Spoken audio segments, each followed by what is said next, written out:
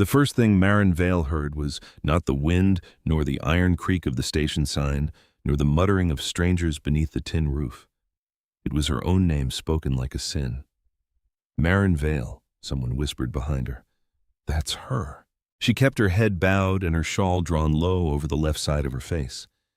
The wool scratched against the scarred skin beneath, but she didn't move it. Better the itch, better the heat trapped against the ruined flesh, better anything than the sudden silence that came when people saw what the fire had left of her. The platform at Bitterroot Crossing was little more than weathered planks nailed above mud and gravel with a leaning depot, a crooked telegraph pole, and a sign that swung in the evening wind. Beyond it, the mountains rose black and blue against a bruised Montana sky, their snowy shoulders catching the last weak light of day. Pine shadows stretched long across the tracks. Somewhere down the valley, a mule brayed thin and lonesome.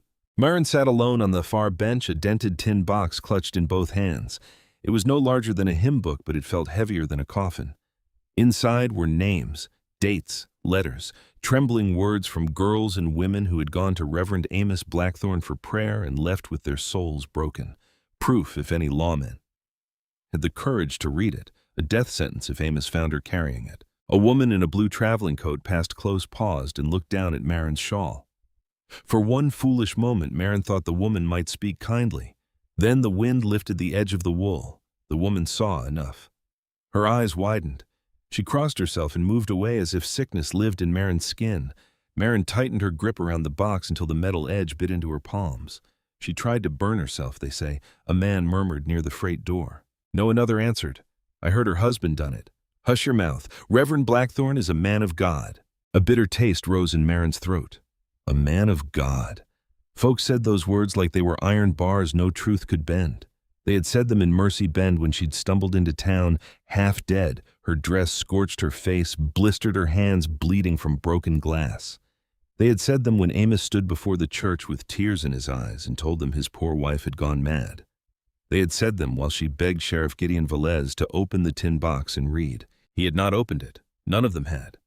The ticket agent came out of the depot with his lantern in one hand and his collar turned up against the cold. He was a narrow man with a nervous face, and he had been avoiding her eyes since midday. Train ain't coming, he called to the remaining travelers.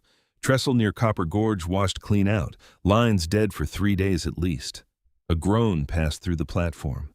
Marin did not make a sound, but something inside her seemed to drop through the boards beneath her boots. 3 days.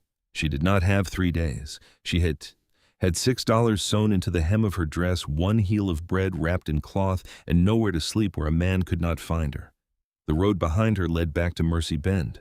The road ahead was blocked. Night was coming down from the mountains, cold as judgment. The other travelers began gathering their things.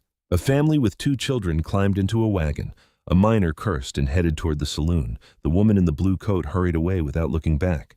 Soon the platform was nearly empty. Marin remained on the bench, staring at the rails that led nowhere. She considered walking.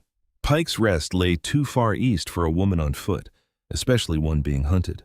The woods beyond the station were thick, and the spring thaw had turned every low trail to black mud. She had survived fire, but the mountains could kill a person without raising their voice. Behind her, the depot door shut with a wooden thud.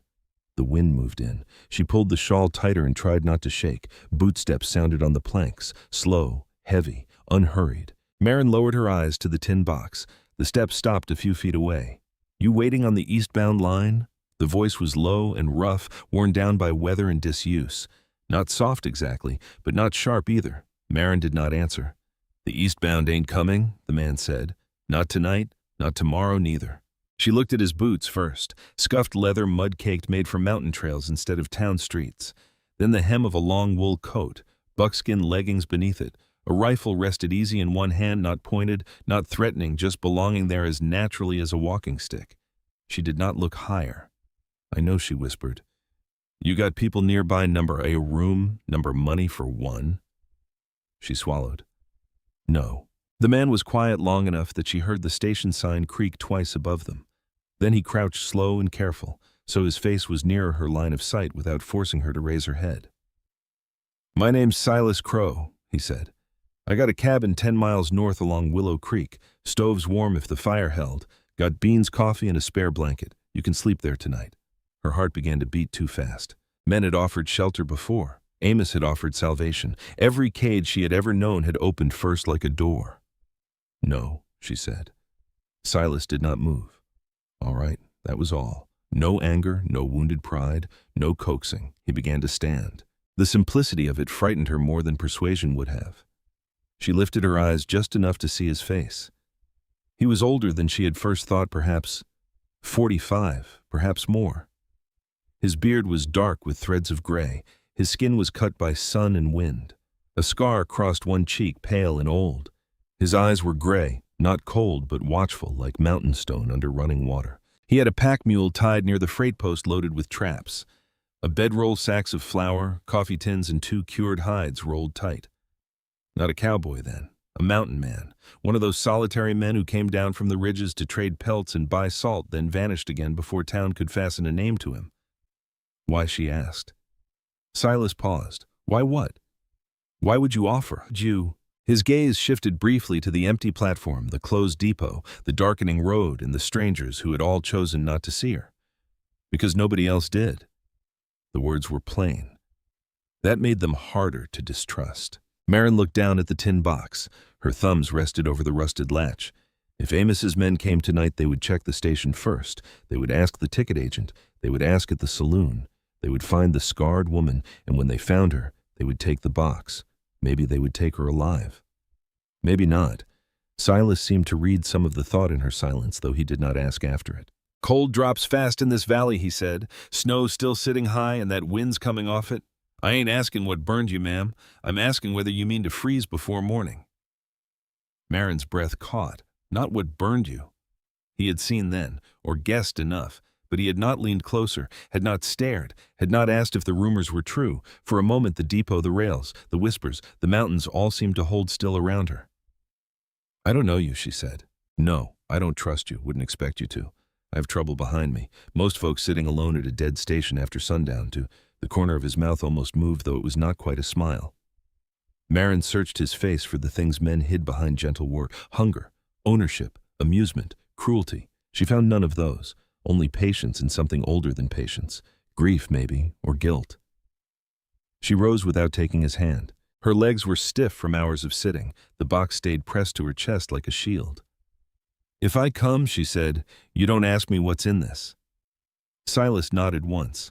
Your box is your business. You don't ask about my face? No, you don't touch me. His expression did not change, but his voice softened by half a shade. No, ma'am. The wind lifted again, sharp enough to cut through wool. Marin looked toward the road east, already sinking into blue shadow.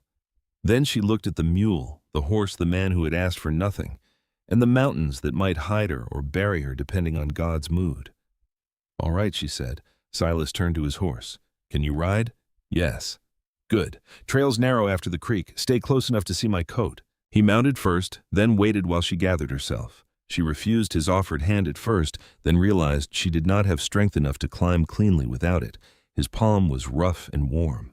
He pulled her up behind him with steady care, then released her as soon as she was seated, the tin box wedged between them. Hold where you can, he said. She gripped the back of the saddle rather than his coat. They left Bitterroot Crossing as the last lantern in the depot window went dark. The trail north climbed away from the tracks and into pine. Hooves struck stone, then mud, then patches of old snow lying in the shade. The air smelled of sap and cold water. Below them, the station shrank to a dull square of darkness beside the rails.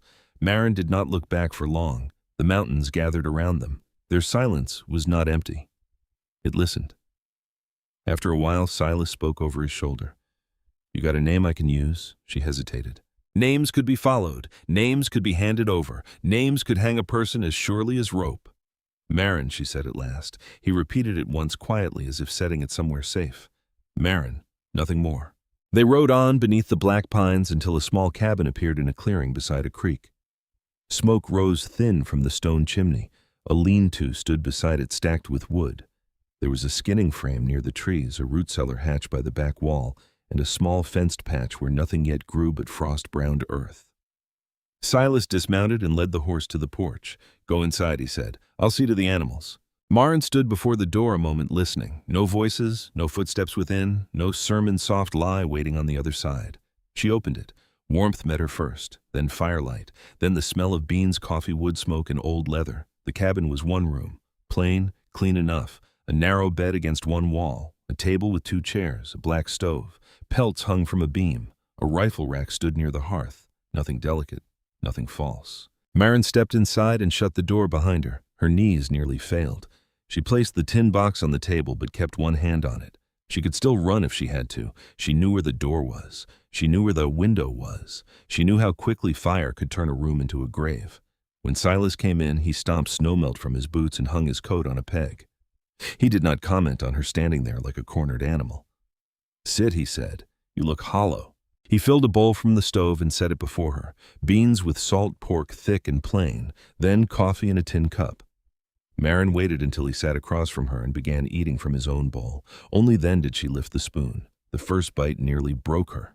She had not known hunger could carry grief inside it. The warmth moved through her throat and into her chest, and for a terrible second she thought she might sob into the bowl. She forced herself not to. Tears were a luxury. Tears took breath. Breath was for surviving. They ate without speaking.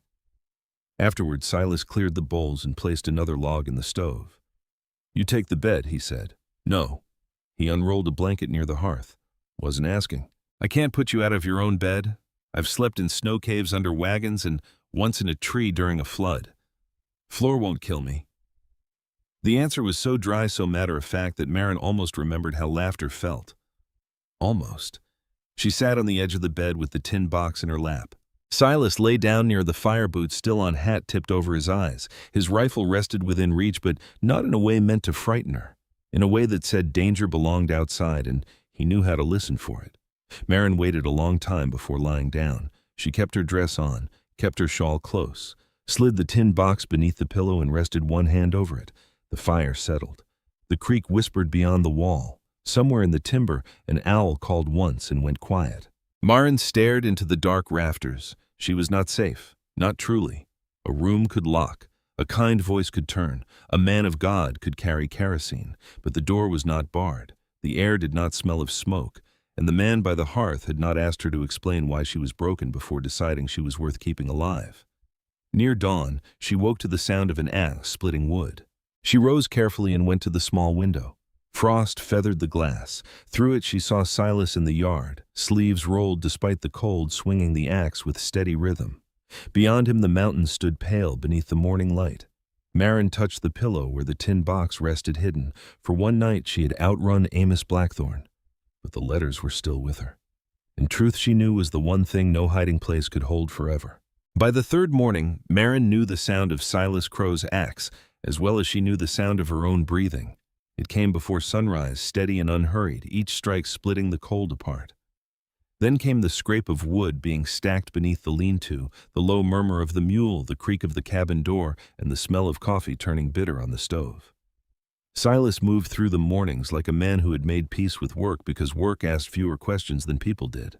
Maren remained in the cabin at first. She kept close to the wall. She watched the door. She listened for hoofbeats, even when there were none. The tin box never left her reach. If she slept, it slept beneath her pillow. If she ate, it sat under the table between her boots. If she crossed the room, one hand found it before the other found anything else. Silas noticed. He would have had to be blind not to, but he said nothing. That was what troubled her most. A cruel man always wanted a woman to speak so he could twist her words. A vain man wanted her thanks. A holy man wanted confession. Silas wanted none of it. He set coffee before her and went outside. He filled the wood box and mended a broken snowshoe. He checked traps along the creek and came back with wet cuffs, cold fingers, and no questions. On the fourth day, Maren rose before he returned from the creek. The cabin was quiet, except for the stove ticking in the corner. She stood there a moment, unsure of what to do with silence that did not threaten her. Then she picked up the broom. The floor was rough pine worn smooth in the places Silas crossed most often. She swept ash, mud, pine needles, and old dust into a neat pile. After that, she washed 2 bowls, folded a blanket, and mended a tear in a wool shirt left across the back of a chair. When Silas came in and saw the shirt in her lap, he stopped. Maren's hands froze.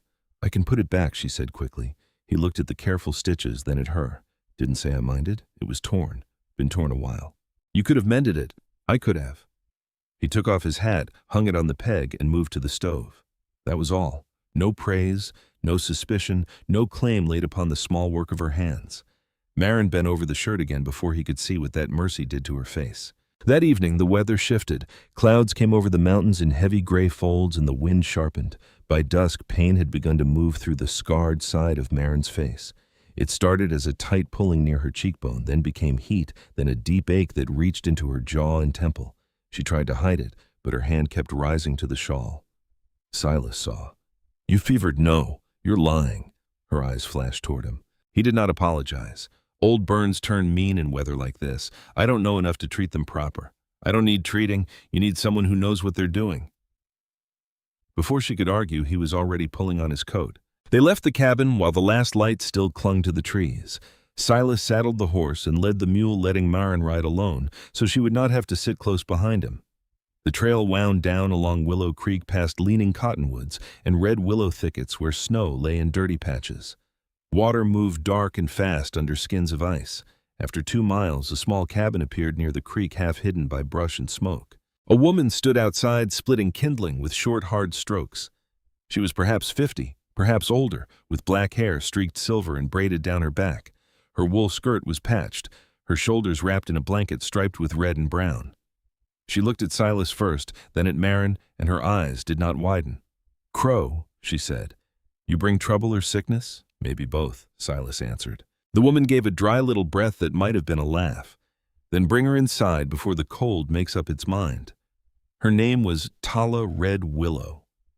Inside, her cabin smelled of cedar smoke, dried herbs, tallow, and creek damp. Bundles of plants hung from the rafters. A black kettle steamed near the hearth.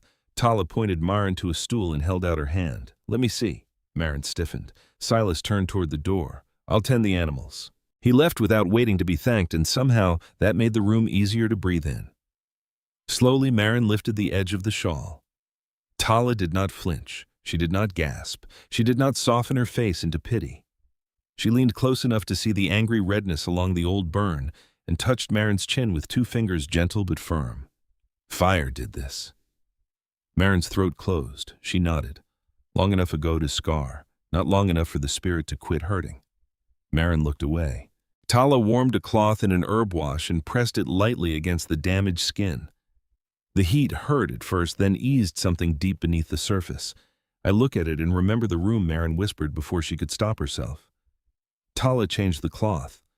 "Rooms can hold fear after a body leaves them. It was my fault." "No. You don't know what happened. I know fire does not start in a locked room by a woman's shame." Maren's breath trembled. Tala sat back and studied her, not as a curiosity, not as a ruined thing, but as a living woman sitting in pain. "Scars ain't shame, child. They're places where the body chose to stay alive." The words entered Maren quietly, but they didn't leave. For months, people had looked at her face and seen madness, punishment, ugliness, warning. Tala looked at the same flesh and saw a body that had refused death.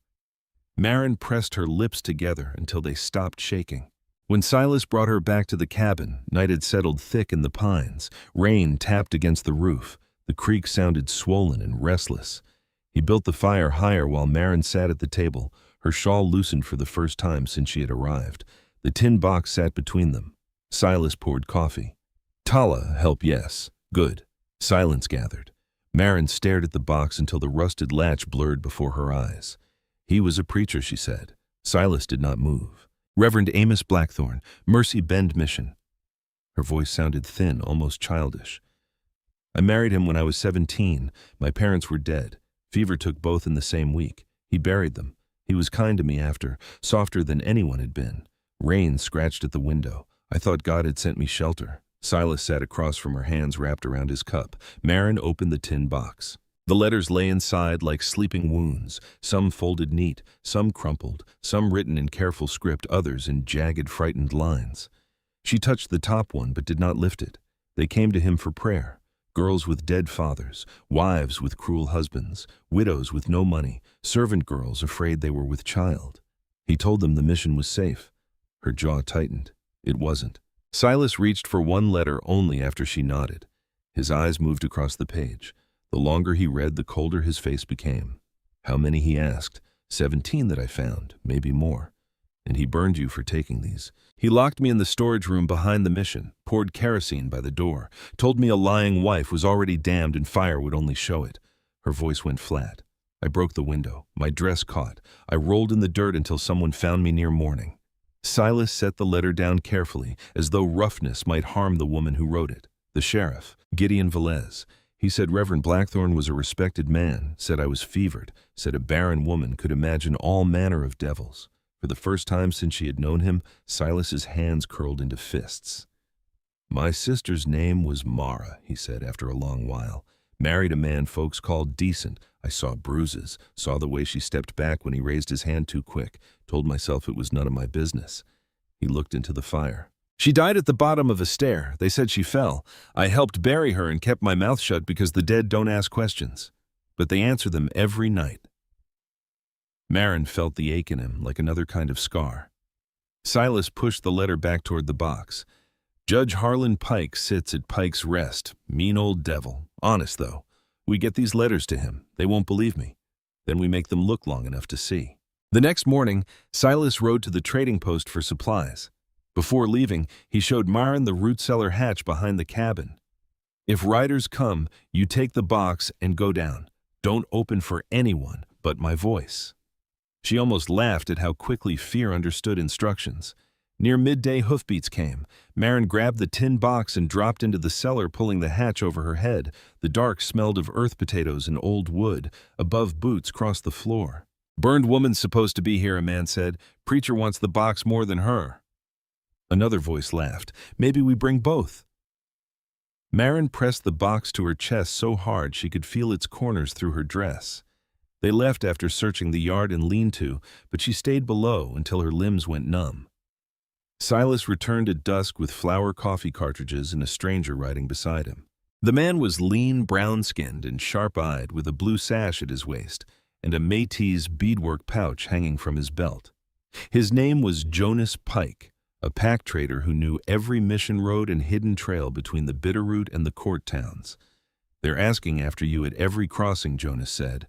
Main road east is watched.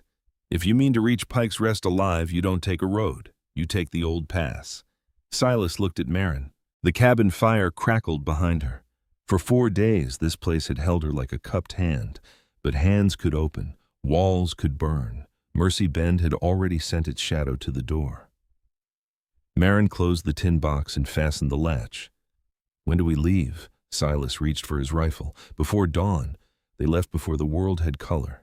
The moon hung thin above the black ridge, and the creek beside Silas's cabin ran silver under skins of broken ice.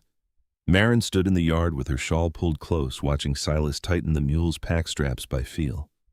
Jonas Pike moved without lantern light, quiet as a fox checking the horse's hooves, the cinches, the knots that held flour coffee blankets, cartridges, and dried venison. No one spoke much. Words seemed too loud for that hour.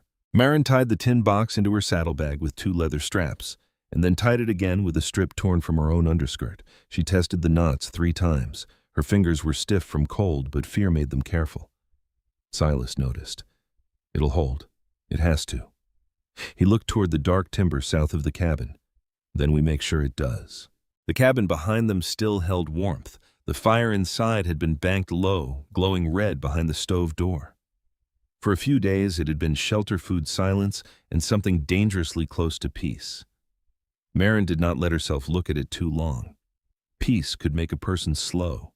Peace could make a person believe the wolf had quit hunting just because she could no longer see its eyes. Jonas swung into the saddle first. His horse stamped breath white in the cold. We take Willow Creek up to the old cut, he said. Stay off the wagon road. By mid-morning we cross shale ground. Harder to track there. Silas mounted and turned to Marin. Ride between us. Don't drift. I won't. She climbed into the saddle. Her body still ached from old wounds and bad sleep, but she sat straight.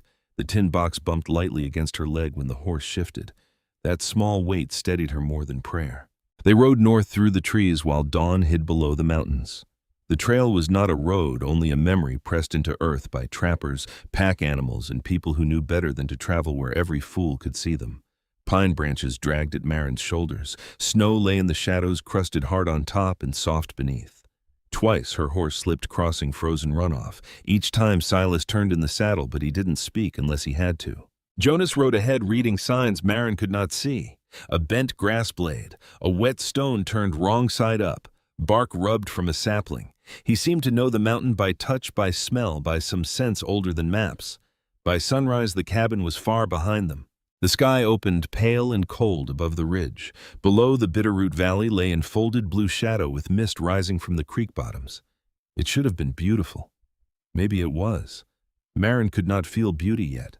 Every time a raven called, her shoulders tightened. Every time a branch snapped under snow weight, her heart struck hard against her ribs.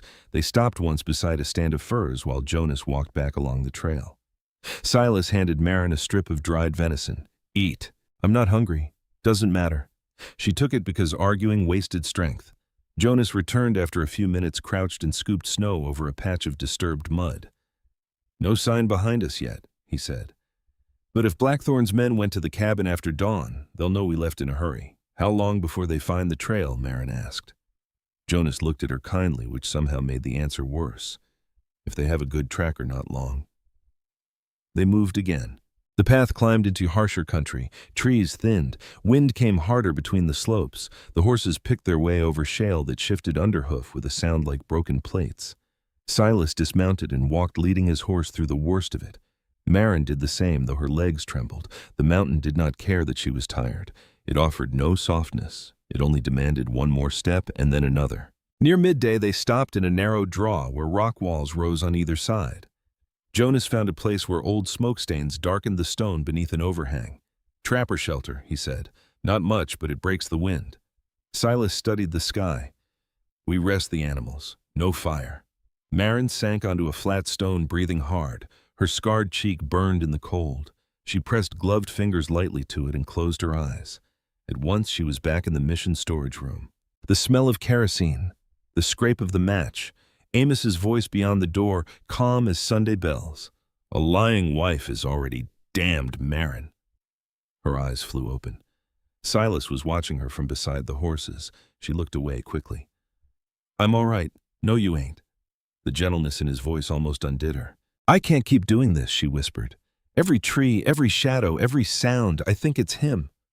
I thought once I got away he'd become smaller. But he hasn't. He's still everywhere." Silas came closer but left space between them. Jonas had moved off to check the ridge, giving them privacy without making a show of it. Maren's voice cracked. "Maybe we should bury the box. Maybe we should scatter the letters and run so far no one knows my name. And the women who wrote them." Her throat closed. Silas knelt on one knee in the snow and looked up at her, his gray eyes steady. "You walked through fire once, Maren. Don't let a man in a black coat convince you smoke is all you are." The word struck her harder than comfort would have. Smoke. That was what she had felt like since the fire. Something left over. Something without shape. Something that drifted wherever fear pushed it. But smoke did not carry a tin box. Smoke did not cross mountains. Smoke did not remember names. She swallowed, then nodded once. Before Silas could speak again, Jonas appeared at the edge of the draw. His rifle was in his hand. "Riders," he said. Silas rose. "How many? 4, maybe 5. 1 black coat." Maren's blood turned cold so quickly she thought she might fall from the stone. Silas moved at once. "Saddle up." "No," Jonas said. "Too late to outrun them in this rock. We hold here or get shot in the back." The draw seemed to narrow around Maren. The stone walls, the overhang, the horses shifting nervously, the mule blowing through its nose. She could hear hoofbeats now, faint, but growing, rising from below like thunder trapped under the earth. Silas handed her the reins of her horse. "Keep behind the rock. If it breaks bad, Jonas takes you up the goat cut. I won't leave the box. Nobody asked you to." The hoofbeats stopped. Silence fell so suddenly that the whole mountain seemed to listen. Then a voice rose from below, the draw smooth and sorrowful. "Maren." She closed her eyes. Her name had never sounded so much like a chain. "Maren, my dear, I know you're frightened. I know wicked men have filled your head with lies. Come down now and we can end this before more sin is done." Silas stepped into partial view, rifle held low, but ready. "She's not going with you." A horse moved below. Leather creaked. Reverend Amos Blackthorn appeared where the trail widened beneath the shelter, seated tall on a dark horse. His black preacher's coat was too clean for the mountain mud, his white collar bright against his throat. His shoulder-length hair was combed, his beard trimmed. Behind him waited 4 armed men, rougher-looking eyes, restless rifles across their saddles. Amos looked up at Silas as though disappointed in a stubborn child. "Mr. Crow, I assume. I thank you for sheltering my poor wife in her confusion, but this matter belongs to family church and God." Silas raised the rifle a fraction. "Funny, God didn't mention you had permission to burn her." The preacher's face tightened, but only for a moment. "My wife harmed herself in a fit of madness. She has always suffered from dark spells. The box she carries contains private church correspondence stolen in a fevered state." Marin stepped from behind the rock before she knew she meant to. Amos's eyes found her. For all the cold and all the miles between them, she felt his hand again on the back of her neck, felt the smallness he had trained into her. "There you are," he said softly. "You look tired, my dear." She could not answer. Amos extended a hand. "Come down, I forgive you." The words split something open in her. Forgive. He had burned her, lied about her, sent men after her, and still he stood beneath the mountain sky offering forgiveness like poison in a silver cup. Silas spoke without turning. Marin stepped back. One of Amos's men lifted his rifle. The first shot cracked across the draw. Stone burst near Silas's shoulder. The horses screamed. Jonas fired from higher ground, and one of the men tumbled from his saddle, clutching his leg. Silas's rifle answered deep and clean, and another rider ducked hard behind a boulder. Marin dropped behind the rock hands over her head as gunfire shattered the air. Bullets struck pine stone and frozen dirt. The mule pulled against its rope eyes, rolling white. Jonas moved along the slope like a shadow, firing, shifting, vanishing. Silas stood where he had cover and did not waste a shot. Then Marin saw the black coat move. Amos had left his horse. He came through the brush along the side of the shelter, using the fight to hide his approach. Marin tried to call out, but fear caught the sound in her throat. She scrambled toward the saddlebag where the tin box was tied. A hand seized her arm. Pain shot up to her shoulder. Amos dragged her backward against him, and cold metal touched her throat. "Enough," he shouted. The firing stopped in broken echoes. Silas turned, rifle rising. Amos pressed the knife closer. "Drop it, mountain man. Unless you want her blood on this snow." Silas froze. "Drop it." Slowly, Silas lowered the rifle and set it on the ground. Amos's breath was hot against Marin's ear. "You see, even wolves can be taught." Marin trembled so hard she could barely stand. "You belong to me," Amos whispered, "before God and man, wife, sinner, burden, mine."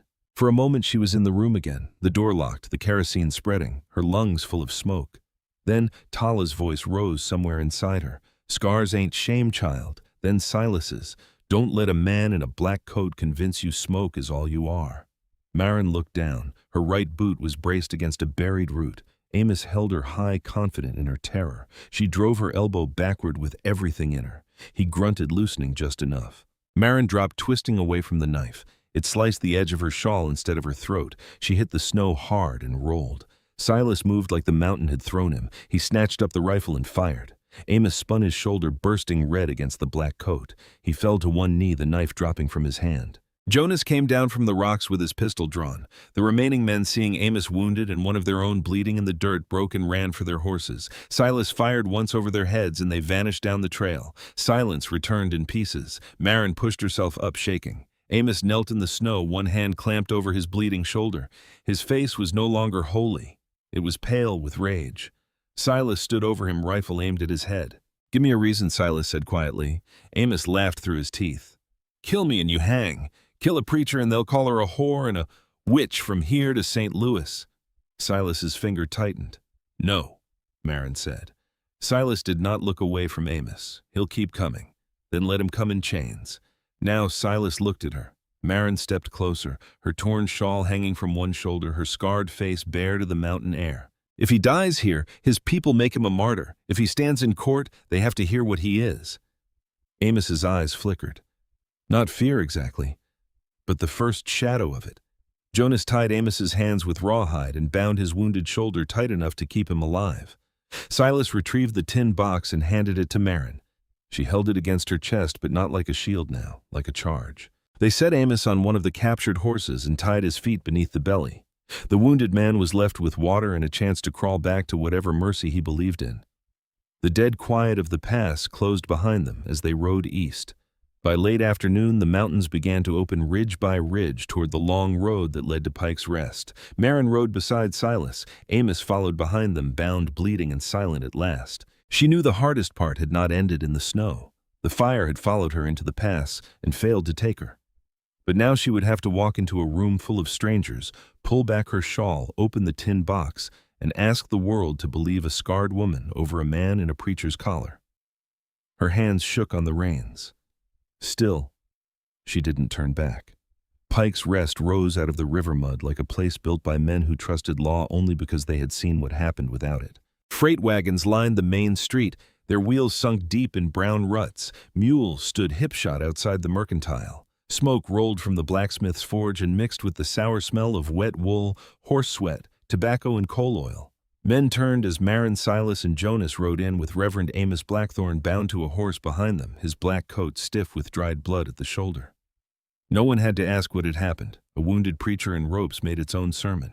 Marin kept her shawl drawn low, but she felt the town staring all the same. Every window seemed to hold a face. Every doorway had a man leaning in it. The tin box rested in her saddlebag, tied down and wrapped in cloth, but she could feel its weight as if she carried it inside her chest. Amos said nothing until they reached the courthouse steps. Then he lifted his head and smiled at a woman standing near the boardwalk with a basket on her arm. "Madame," he called weakly, "please send word that Reverend Blackthorne has been taken against his will by violent men." Silas reached up, grabbed the horse's bridle, and pulled it short. "You save your breath," he said. Amos's smile thinned. "Threatening an injured man now, Mr. Crow. That should speak well before a judge." Jonas swung down from his horse and glanced toward the courthouse doors. "He talks like a man who still thinks the room belongs to him." Silas looked at Marin. "Does it?" Her mouth had gone dry. The courthouse was 2 stories of rough brick with tall windows and steps worn in the middle by years of boots. Somewhere inside, a judge sat behind a desk, and once Marin walked through those doors, the fire would no longer be hers alone. Strangers would touch it with questions. Men would weigh it. Some would laugh at it. Some would call it madness. She put a hand over the saddlebag. "No," she said, "not anymore." They took Amos inside. Judge Harlan Pike received them in chambers not in the courtroom. He was old and gaunt, with white hair brushed back from a forehead lined like dry creek beds. His eyes were pale and hard, and when Silas pushed Amos into the chair before his desk, the judge looked at him the way a butcher might inspect bad meat. "Crow," Pike said, "last time I saw you, you were testifying over stolen cattle. This is worse. Most things are." His eyes moved to Marin. "You the woman?" Marin swallowed. "Yes, sir. Name?" "Marin Vale." Amos straightened despite his wound. "Mrs. Blackthorne, Your Honor, my lawful wife who is unwell and has been led astray by criminals." Judge Pike did not look at him. "Did I ask you?" Amos's mouth shut. Pike held out a hand toward Marin. Evidence. For a moment her fingers would not obey. Then she opened the saddlebag, drew out the tin box, and placed it on the desk. The sound it made was small, but to Marin it seemed to strike the room like a church bell. The judge opened it. He read the first letter without expression, then the second. By the 4th, the skin around his mouth had tightened. By the 7th, the clerk standing behind him had gone pale. Pike looked at Amos. "You got a powerful lot of women writing powerful, similar lies, Reverend." Amos's voice softened into sorrow. "Broken souls often share delusions. I tried to guide them. Some turned against me. My wife, in her fragile state, stole those private letters and invented wicked meaning from them." Marin felt the old fear rising. He sounded so calm, so patient, so wounded by the sins of others. Judge Pike closed the lid of the box. "Put him in a cell. Get a doctor to see that shoulder. If he dies before I hear this properly, I'll be annoyed." 2 deputies stepped forward. Amos stood slowly, his eyes finding Marin. "You think this saves you?" he whispered as they led him past her. "You will burn colder in public than you ever did in that room." Marin's knees weakened, but Silas's hand came lightly to her elbow. Not holding, only there. She did not fall. The hearing began 2 days later. Those 2 days were their own kind of trial. Marin sat for hours with the court clerk giving her statement while rain tapped against the office window. She spoke of Mercy Bend mission, of Amos's courtship, of his locked study, of the women who came to him and left smaller than when they entered, of the night she found the letters, of the storage room, of kerosene shining black along the doorframe, of the match. The clerk's pen scratched through all of it. Silas waited outside every time. He never asked her to repeat what she had said. He only handed her coffee afterward, strong and bitter, and walked her back to the boarding house through the mud. On the morning of the hearing, the courtroom was packed. Minors stood along the back wall. Women sat with gloved hands folded tight in their laps. Men from Mercy Bend filled one side of the room, their faces hard with offense. A newspaper man dipped his pen in ink before anyone had spoken. Amos sat at the defense table in a clean black coat, his wounded arm bound in a white sling. He looked pale, but composed, more martyr than prisoner. Marin sat beside Silas and Jonas, the tin box on the table before her. Judge Pike entered, and the room quieted. "This court ain't a theater," he said. "Anyone treats it like one gets thrown into the street." The prosecutor called Marin first. Her legs trembled as she walked to the witness chair. When she swore the oath, her hand shook so hard the bailiff looked away. "Tell the court what Reverend Blackthorne did to you," the prosecutor said. So she did. At first, her voice was barely more than breath. Then it steadied. She told them everything in plain words. Not all the pain, because no mouth could hold that much, but enough. She told them how Amos made himself holy in public and cruel in private. She told them how women came to the mission desperate and left silent. She told them about the letters, the fire, the lie that followed. Then the defense attorney stood. He was a smooth-faced man named Hollis Crane, with a silver watch chain and a voice greased with contempt. "Mrs. Blackthorne," he said, "is it not true that you were known in Mercy Bend as a nervous woman? No, is it not true you failed in your duties as a wife? No, is it not true you resented your husband's service to his flock because you could not command his full attention? No." His smile sharpened. "Is it not true you scarred yourself in a fit of madness and now seek to punish a good man for your own despair?" The room went still. Marin's fingers curled around the arms of the chair. For a heartbeat, she saw the storage room again. Then she lifted both hands and pulled the shawl away from her face.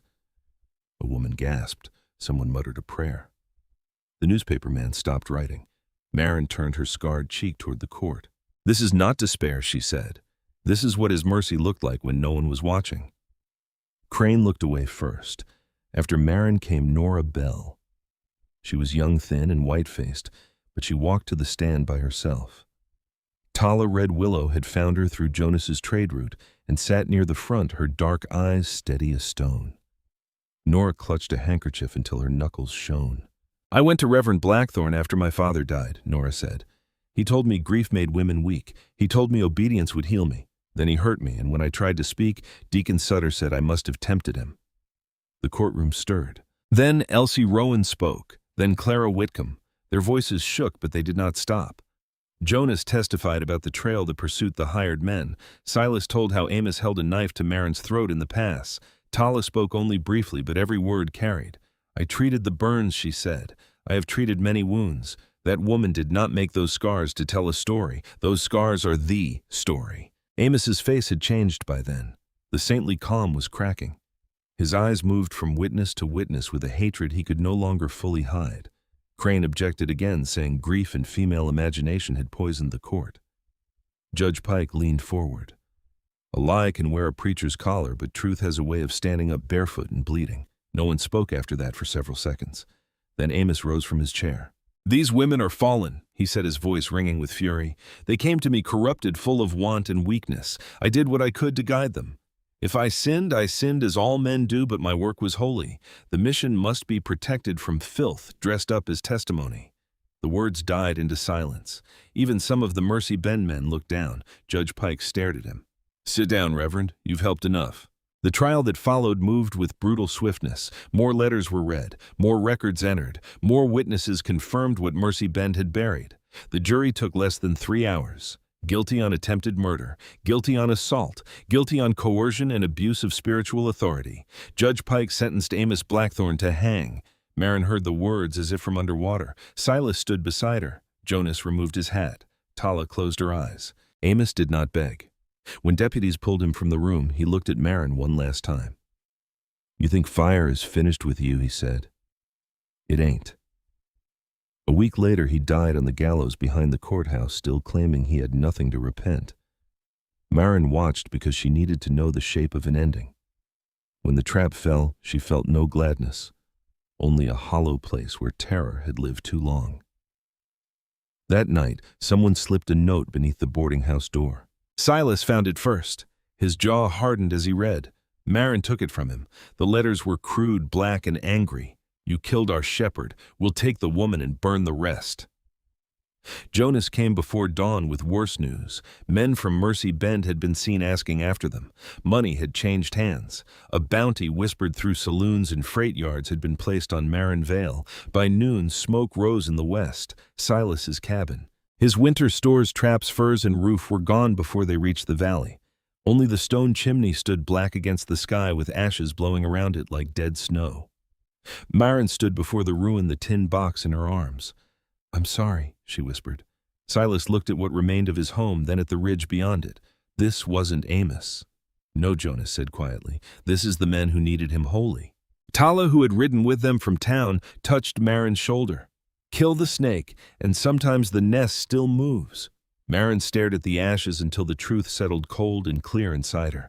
Amos had burned her face, but Mercy Bend had protected the match. The sheriff, the deacons, the men who whispered, the women who looked away, the hands that passed bounty money in the dark. They were still there. She turned from the chimney.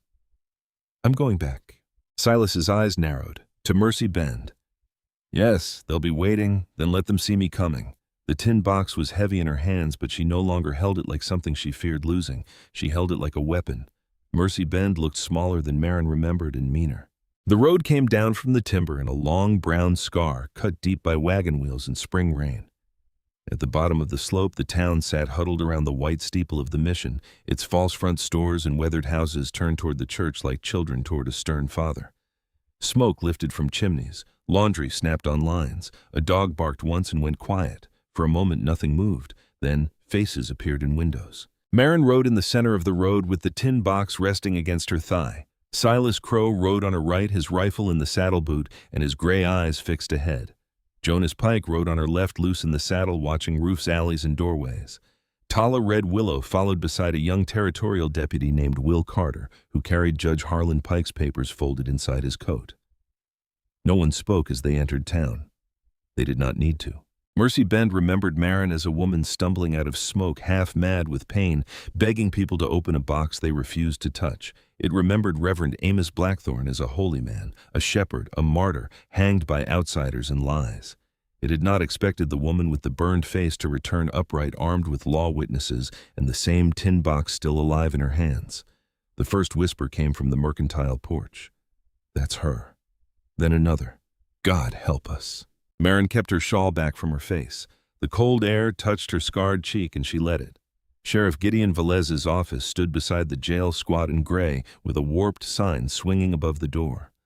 Marin remembered crawling there after the fire, remembered the bell over the door, the smell of tobacco and coffee, the sheriff's eyes sliding away from the raw ruin of her face. She remembered placing the tin box on his desk. She remembered him pushing it back without opening it. Now she dismounted before the same building and carried the box inside. Velez looked up from behind his desk.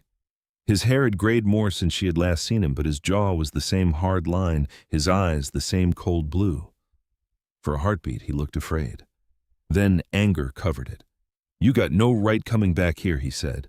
Deputy Carter stepped forward before Silas could move. "She has every right. I'm here under authority of Judge Harlan Pike to investigate threats, paid violence, and a bounty placed on Marin Vale's life by citizens of this town." Velez gave a dry laugh.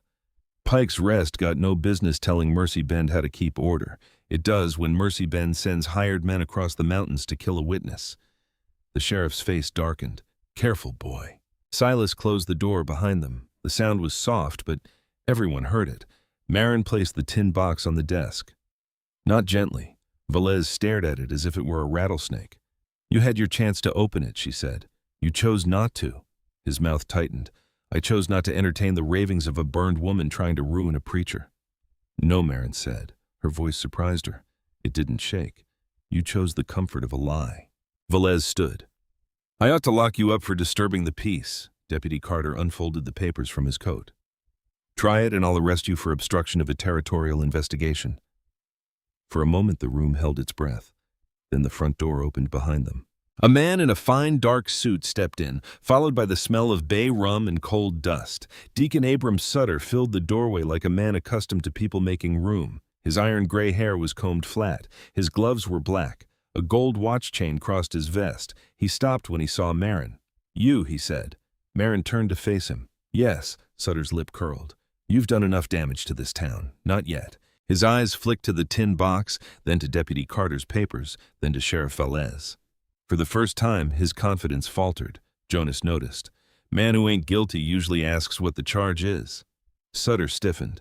I don't answer to half-breed traitors. Silas moved one step, but Tala spoke first. No, she said quietly. You answer to what you buried.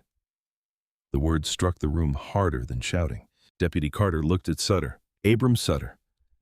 We have sworn testimony that money was offered for the capture or death of Marin Vale after the conviction of Reverend Blackthorne. We have trail account statements from hired men and financial irregularities connected to church funds. That is outrageous. Then you won't mind opening the mission ledgers.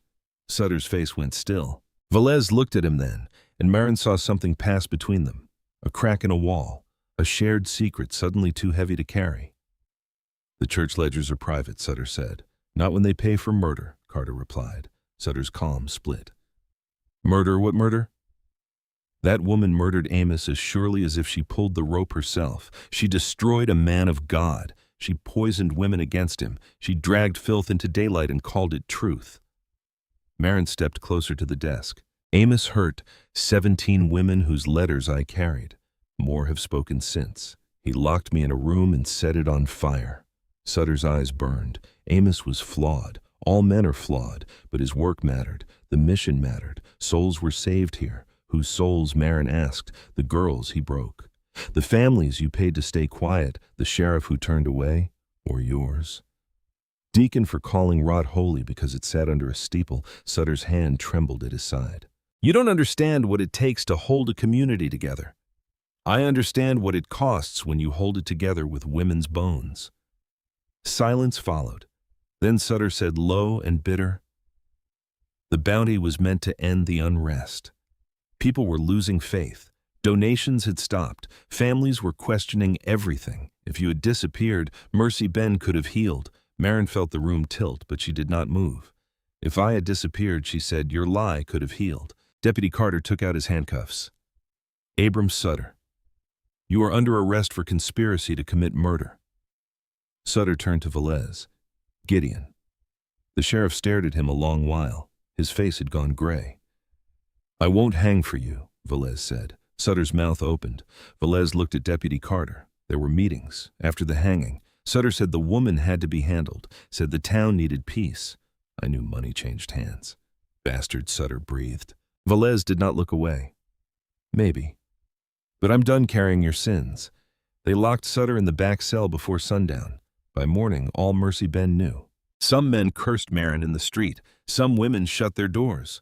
Others watched from behind curtains with faces pale and unreadable. Deputy Carter posted notice of a public meeting at the Mission Hall. Jonas carried word through the store's saloon stables and cabins beyond town. Tala went where Marin could not to back doors and wash lines, speaking softly to women who had learned to hide their pain better than money. The hall filled before dusk. Marin stood at the front beneath the same rafters where Amos had once preached damnation in a gentle voice. Silas stood near the wall, arms folded, not claiming her courage, only guarding the room where it would have to stand. Tala sat with Nora Bell, Elsie Rowan, and Clara Whitcomb. Jonas leaned beside the door, watching the men who watched Marin. Deputy Carter read the charges first. He spoke of the bounty, the mission funds, the letters, the trial, the witnesses. Then he stepped aside. Marin faced the town. For 1 second, she was back in the storage room, smoke clawing at her throat. Then she saw the tin box on the table. She opened it. I brought these to you once, she said. You would not read them.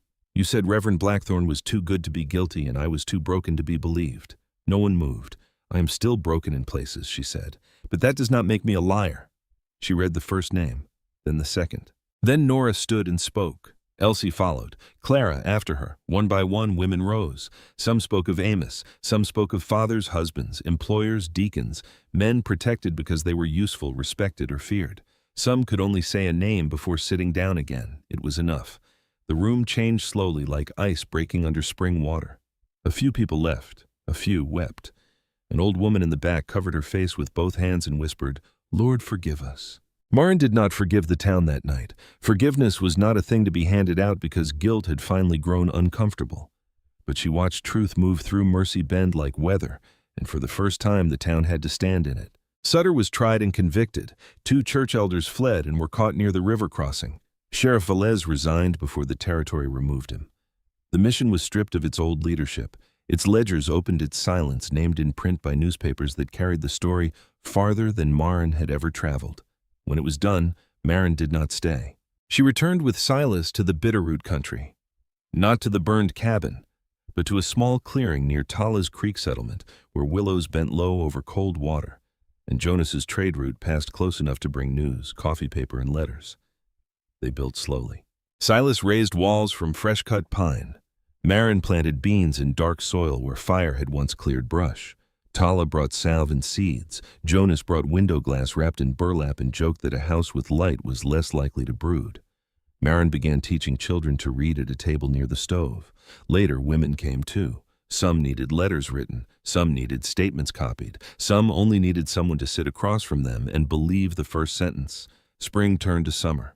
Silas asked her to marry him one evening while the creek was high and gold light lay across the cabin floor. "I don't aim to save you," he said, awkward and honest, his hat turning in his hands. "You already did the hardest of that yourself. I just want to build beside you if you'll have me." Maren looked at the man who had given her shelter without taking her freedom, who had stood with her but never in front of her voice. "Yes," she said. They married beneath the willows. Tala tied a woven sash around Maren's wrist. Jonas brought coffee and sugar. Nora, Elsie, and Clara came from Mercy Bend with a quilt sewn by women who had once been silent. Each square was different, some plain, some bright, some ragged at the edges. Maren loved it more for that. Years did not erase the fire. Some nights when the stove popped, she woke with her heart breaking against her ribs. Some mornings the scar pulled tight and cruel in cold weather, but the days grew larger than the pain. There were lessons to teach beans to shell horses, to mend fences around letters, to answer children laughing near the creek. The tin box stayed on a shelf above her writing desk. Every year she opened it and read the names aloud. One summer evening, 10 years after Bitterroot Crossing, Maren stood in a meadow above the valley.